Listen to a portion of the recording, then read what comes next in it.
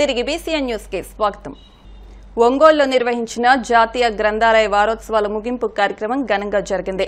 ఈ కార్యక్రమంలో జేసీ గోపాలకృష్ణ పాల్గొన్నారు. గత కొద్ది రోజులుగా జాతీయ గ్రంథాలయ వారోత్సవాలు నిర్వహిస్తున్నట్లు తెలిపారు.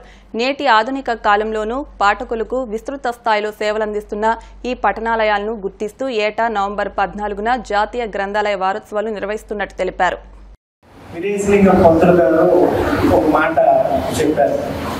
సిరిగిరి చొక్కాయన కొనుక్కోగానే ఒక మంచి పుస్తకం కొనుక్కోవాలి. మన జీవితంలో పుస్తకానికి అంత విలువైనటువంటి అర్థం ఉంది. సో మేము కూడా మరి ఇంత బిజీ షెడ్యూల్లో ఉన్నప్పటికీ సాయంకాలం ప్రతిరోజు ఏదో ఒక పుస్తకం 20 పేజీలు నేను చదువుకుంటాను, ఏదో ఒకటి. సో ఆ పుస్తకం వల్ల మనకి ఆ పుస్తక పఠనం వల్ల మనకు తెలియకుండానే విపరీతమైన జ్ఞానం అనేది వస్తుంది. సో ఇక్కడ కొన్ని సమస్యలు నా దృష్టికి తీసుకురావడం జరిగింది. ముందుగా ఈ పాఠకులతో నేను మాట్లాడడం జరిగింది. ఇక్కడికి వచ్చిన పాఠకులందరితో వాళ్ళు కొన్ని ఇష్యూస్ చెప్పడం జరిగింది. మరి ఇమీడియట్గా ఏవైతే చేయగలమో అవి ఇమీడియట్గా ఇద్దామని చెప్పాను. కొన్ని మిగతా పెండింగ్ ఇష్యూస్ ఉన్నా అవి కూడా త్వరలోనే పూర్తి చేయడం జరుగుతుంది. మరి గత వారం రోజుల నుంచి వారోత్సవాలు పండగ వాతావరణంలో జిల్లా వ్యాప్తంగా పలు కార్యక్రమాలతో నిర్వహించడం జరిగింది. సో మరి నేను మీ ద్వారా మీడియా ద్వారా మన యువకులకి అట్లాగే విద్యార్థులకి రిక్వెస్ట్ చేసేది ఏంటంటే, పుస్తక పఠనం అనేది మనిషి జీవితంలో చాలా ముఖ్యం. సో దాన్ని ఒక అలవాటుగా చేసుకొని గ్రంథాలయాలకు వచ్చి మీకు ఇష్టమైన పుస్తకాలని చదువుకొని జ్ఞాన సముపార్జన చేసి ఒక మంచి భావి భారత పౌరులుగా రూపుదిద్దుకోవాలని, దానికోసం ఈ గ్రంథాలయాలు ఒక ఆలయాలుగా నిలవాలని. ఈ జిల్లాలో సెస్ బకాయిలకు సంబంధించి దాదాపు 15 నుంచి 20 కోట్ల బకాయిలు ఉన్న మాట వాస్తవమే. ప్రతి 3 నెలలకు ఒకసారి నా ఆధ్వర్యంలో కమిటీ అందరు మున్సిపల్ కమిషనర్లతో నిర్వహించుకోవడం జరుగుతుంది. ఇప్పుడు వరకు దాదాపు 1,50,00,000 వరకు మనము సెస్ బకాయిల్ని వసూలు చేయడం జరిగింది. మరి రానున్న రోజుల్లో మంత్లీ కూడా మీటింగ్లు పెట్టి సెస్ బకాయిల్ని వసూలు చేసి ఈ జిల్లాలో ఉన్న అన్ని గ్రంథాలయాల అభివృద్ధికి కూడా మరి పాటుపడతామని తెలియజేస్తున్నాం. కొత్త పుస్తకాల రిక్వైర్మెంట్ గురించి కొంతమంది తెలియజేయడం జరిగింది. వాళ్ళందరి నుంచి కూడా ఇండెంట్ తీసుకొని అవసరమైతే నేను కూడా కొన్ని పుస్తకాలు ఇండెంట్ పెట్టి సో ఇమీడియట్గా వాటికి మేము మా గ్రంథాలయ సంస్థ తరఫున అట్లాగే పర్సనల్గా మేము కూడా ఆ పుస్తకాలు ఇక్కడ ప్రొవైడ్ చేసేదానికి తగిన చర్యలు తీసుకుంటామండి. కాకపోతే ఏ కొత్త బుక్స్ మన పాఠకులకు అవసరమో ఆ ఇండెంట్ మాకు 1-2 రోజుల్లో ఇవ్వగలిగితే బాగుంటుంది. అదే రిక్వెస్ట్ మరి తెలియజేయడం కూడా జరిగింది. చోరీలకు పాల్పడుతున్న పాత నేరస్తుణ్ణి అదుపులోకి తీసుకున్నట్టు పాలకొల్లు సీఐ శ్రీనివాస్ తెలిపారు. పశ్చిమ గోదావరి జిల్లా పాలకొల్లు మండలం పూలపల్లి గ్రామానికి చెందిన పాత నేరస్తుడు కట్టా సుబ్బారావును అదుపులోకి తీసుకుని ఇతని నుంచి 13 కాసులకు పైగా బంగారాన్ని స్వాధీనం చేసుకున్నట్టు తెలిపారు. స్వాధీనం చేసుకున్న బంగారం విలువ 3,50,000 ఉంటుందని తెలిపారు. నిందితుడు సుబ్బారావుపై గతంలో 40 కేసులు ఉన్నట్లు తెలిపారు. ముద్దాయిలను కోర్టుకు హాజరుపరుస్తున్నట్లు తెలిపారు. ఈ కార్యక్రమంలో పోడూరు ఎస్ఐ సుధాకర్ రెడ్డి సిబ్బంది పాల్గొన్నారు. పశ్చిమ గోదావరి జిల్లా ఎస్పీ గారి ఆదేశాల మేరకు నర్సాపురం డీఎస్పీ గారి ఆధ్వర్యంలో ఇటీవల కాలంలో ప్రాపర్టీ అఫెన్సెస్ మీద బాగా ఫోకస్ చేయడం జరిగింది. ఆ క్రమంలో ఈ నెల 13వ తేదీ పోడూరు పోలీస్ స్టేషన్ పరిధిలోని కొమ్ముచెక్కల గ్రామంలో ఒక నేరం జరిగింది. ఆ దొంగతనం కేసును విచారిస్తున్న ఎస్ఐ గారికి ఇన్వెస్టిగేషన్లో భాగంగా సీసీ కెమెరాలు వెరిఫై చేసినప్పుడు సీసీ కెమెరాల్లో అతను దొంగతనానికి పాల్పడిన వ్యక్తి పాత నేరస్తుడైన కట్టా సుబ్బారావుగా తెలిసింది. అతని గురించి ఎఫర్ట్ చేసి నిన్నగా 19వ తేదీన ఎస్ఐ గారు అతన్ని పట్టుకోవడం జరిగింది. అతను పట్టుకుని విచారించగా అతను మొత్తం కొమ్ముచిక్కల్లో జరిగిన నేరమే కాకుండా పోడూరు పోలీస్ స్టేషన్ పరిధిలోని జగన్నాథపురం గ్రామంలో అతను చేసిన నేరం, మళ్ళీ పాలకొల్లు రూరల్ పోలీస్ స్టేషన్ పరిధిలో కూడా నేరం కన్ఫెస్ చేయడం జరిగింది. అతని వద్ద నుండి మొత్తం 13 కాసులు బంగారు ఆభరణాలు రికవరీ చేయడం జరిగింది. ఈ కట్టా సుబ్బారావు అన్న వ్యక్తి పాలకొల్లు మండలం పూలపల్లి గ్రామంలో నివాసం ఉంటాడు. ఇతనిపై సుమారు 40 కేసులు ఉన్నాయి. ఇటీవల కాలంలోనే 2 నెలల క్రితమే ఇతను జైలు నుంచి రిలీజ్ అవ్వడం జరిగింది. ఈ రిలీజ్ అయిన క్రమంలో ఈ 3 నేరాలకి పాల్పడ్డాడు. అట్లాగే ఈ ప్రెస్ మీట్ ద్వారా నేను ప్రజలకు చెప్పాలనుకున్నది ఏంటంటే సీసీ కెమెరాలు ఇన్స్టాల్ చేసుకోవడం వల్ల మీకు చాలా ఉపయోగాలు ఉన్నాయి. మీకు నిజంగా నేరం చేయాలని వచ్చిన వాడు సీసీ కెమెరాలు చూసి కూడా ఒక్కొక్క సందర్భంలో గమనిస్తే వాడు అక్కడ నేరం చేయకుండా వెళ్ళిపోవచ్చును. లేదా ఏదైనా జరిగినా కూడా సీసీ కెమెరాలు రికార్డ్ అవ్వడం వల్ల అది మనం త్వరితగతిన అది ట్రేస్ చేయడానికి ఆస్కారం ఉంటుంది.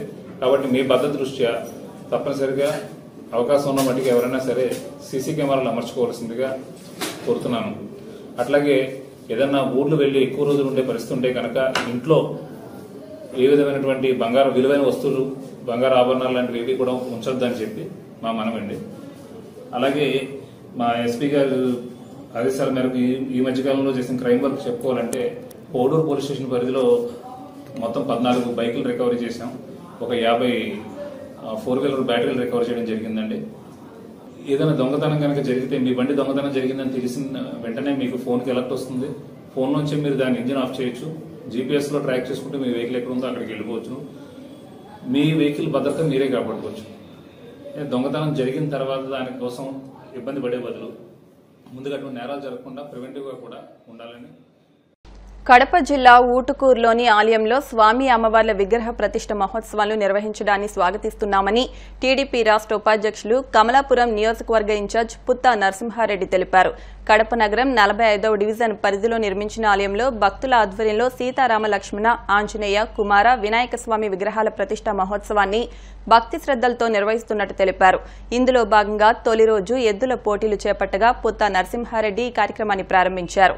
ఈ సందర్భంగా పుత్తా నరసింహారెడ్డి మాట్లాడుతూ స్వామి అమ్మవార్ల విగ్రహాలను శుక్రవారం ప్రతిష్ఠించనున్నారని ఈ కార్యక్రమంలో ప్రతి ఒక్కరూ పాల్గొని జయప్రదం చేయాలని కోరారు.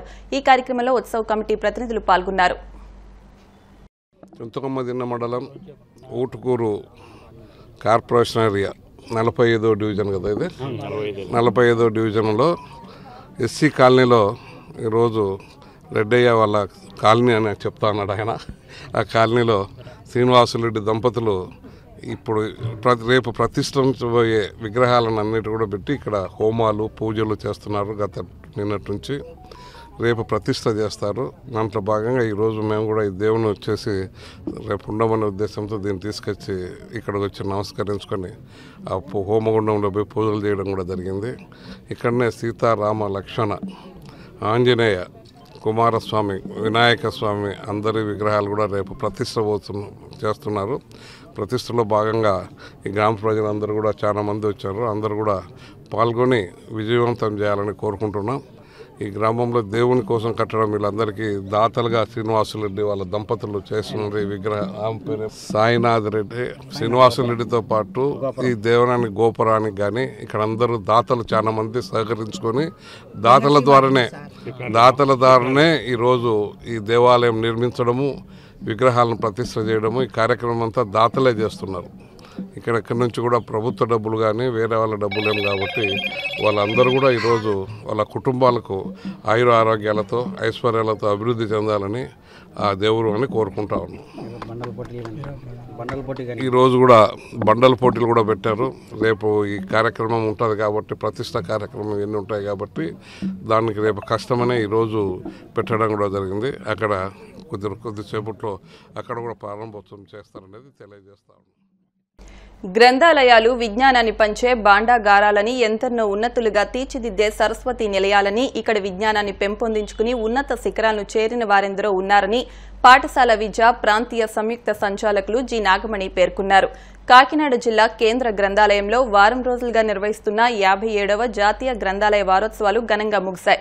ఈ కార్యక్రమంలో ముఖ్య అతిథిగా పాఠశాల విద్య ప్రాంతీయ సంయుక్త సంచాలకులు జి నాగమణి పాల్గొని మాట్లాడుతూ ఇంటర్నెట్ అందుబాటులోకి వచ్చిన తర్వాత ఏ విషయమైనా నెట్లో సెర్చ్ చేస్తే సులువుగా దొరుకుతుందన్నారు.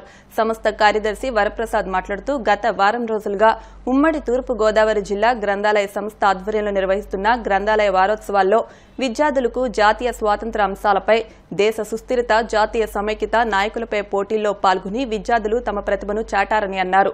కాకినాడ జిల్లా కేంద్ర గ్రంథాలయ వారోత్సవాలు నిర్వహించిన పోటీల్లో 800 మందికి పైగా విద్యార్థులు పాల్గొని వారి ప్రతిభను చాటుకున్నారని ఉప గ్రంథాలయ అధికారి ఇన్ఛార్జ్ కె కిషోర్ పేర్కొన్నారు.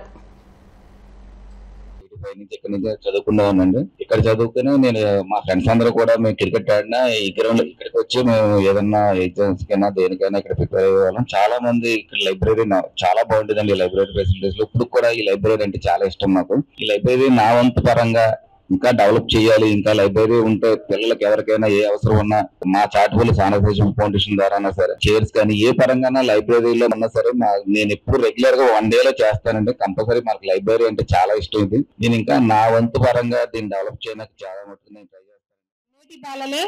రేపటి భారత పౌరులు గ్రంథాలయాల యొక్క ప్రాముఖ్యత ఎంతగా ఉందనేది మీరందరూ కూడా గుర్తుంచుకోవాలి. ఈ మొబైల్ ఫోన్స్ సోషల్ మీడియా లేనప్పుడు మన గ్రంథాలయాల ద్వారా అనేక మంది డాక్టర్లు అయ్యారు, ఐఏఎస్లు అయ్యారు, ఐపీఎస్లు అయ్యారు.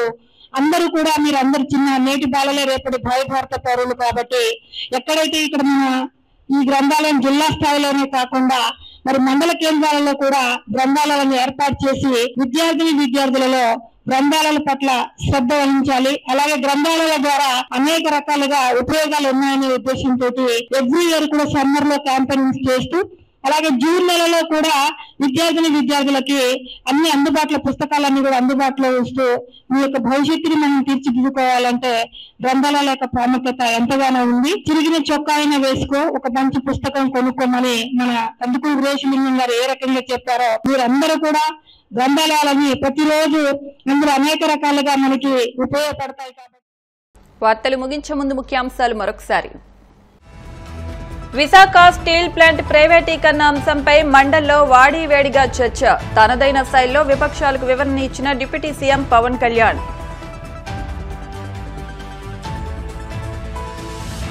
రైతులు కార్మికుల హక్కులపై పోరాడుతున్న సిపిఐ 26న తలపెట్టిన కలెక్టరేట్ ముట్టడిని జయప్రదం చేయాలంటూ పిలుపు.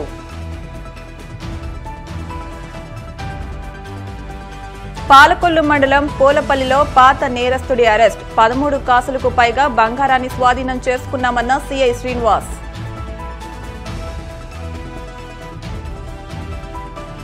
కడప జిల్లా ఊటుకూరులో స్వామి అమ్మవార్ల విగ్రహ ప్రతిష్ఠ మహోత్సవాలు జయప్రదం చేయాలంటూ పిలుపునిచ్చిన టీడీపీ నేత పుత్తా నరసింహారెడ్డి. ఈ వార్తలు ఇంతటితో సమాప్తం. మరిన్ని వార్తల కోసం BCN digital YouTube channel, Facebook page ని ఫాలో అవ్వండి. అప్డేట్ వార్తల కోసం ప్లీజ్ సబ్స్క్రైబ్.